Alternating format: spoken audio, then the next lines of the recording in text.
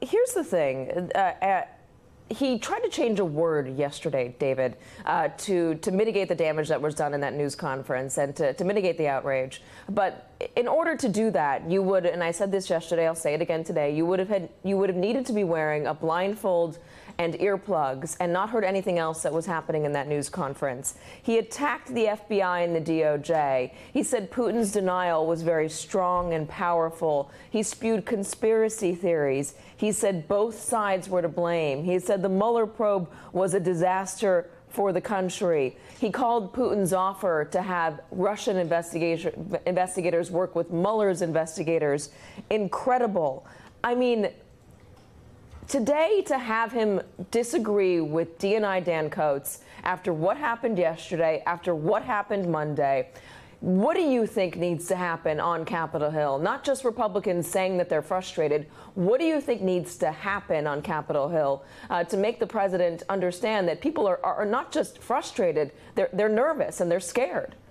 Well, the reason so many Republicans are scared is a powerful one. Sometimes the president has ego-driven random untruths, like when he says that the Queen of England, who regularly inspects, does honor guard inspections, had never in her reign had an honor guard inspection until Donald Trump showed up. So there's not a lot of point to that. He also That's said just she's vanity. been reigning for 5 more years than she has been. He said 70 right, years. And she does it all the time. Yeah. But often he has very strategic untruths, and that's what's going on here.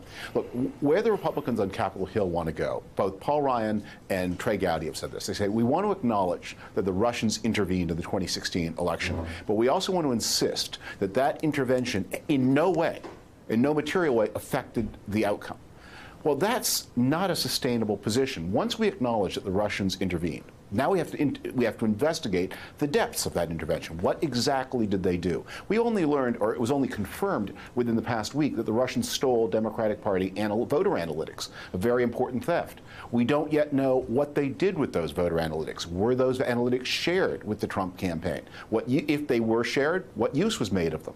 In other words, once you acknowledge that the Russians intervened, then the whole legitimacy of this presidency and all of the legislation that Donald Trump signed, much of which is very dear to Paul Ryan, all of that comes into question. Not its legality, but its legitimacy. Yeah. Donald Trump, with his animal survivor instinct, gets this in a way that Paul Ryan and Trey Gowdy and the others, they can't process it. There's also this. If Donald Trump is saying what he's saying publicly, cozying up to Putin and saying, no, he doesn't believe they're still meddling, even though his DNI says they are, and there's a flashing red bulb, there's the question of what he said privately to Vladimir Putin and what he may have agreed to in that one-on-one meeting. There is a push on Capitol Hill. Bob Corker was just talking about it, to subpoena the interpreter, and that's a State Department employee, by the way, to have that person come in and testify to what the president said, at least behind closed doors, so at least lawmakers know what was said. Does a comment that the comment the president had today, saying no, he doesn't believe they're meddling right now, does that only give momentum to a push to get that person to come onto Capitol Hill and tell lawmakers what the president said behind closed doors to the leader of Russia? Well, Bob Corker is chairman of the Senate Foreign Relations Committee. That used to be a very important position. Henry Cabot Lodge blew up the League of Nations in that chair. William Fulbright held Lyndon Johnson to account for Vietnam. Corker has always folded when the times are tough. But the person to interrogate is not the translator, it's the National Security Advisor, who should have been at the meeting and negligently wasn't. We have some clues about what was discussed. Notice how one of the first things that happened when Donald Trump returned was he began questioning the adhesion of Montenegro to NATO. Montenegro joined NATO under the Trump presidency. He signed the papers. Now, Montenegro's adhesion has been a vital concern for the Russians. They actually tried to organize a coup d'etat in Montenegro to stop it from joining NATO. Was that something they too talked about? It sure looks that way.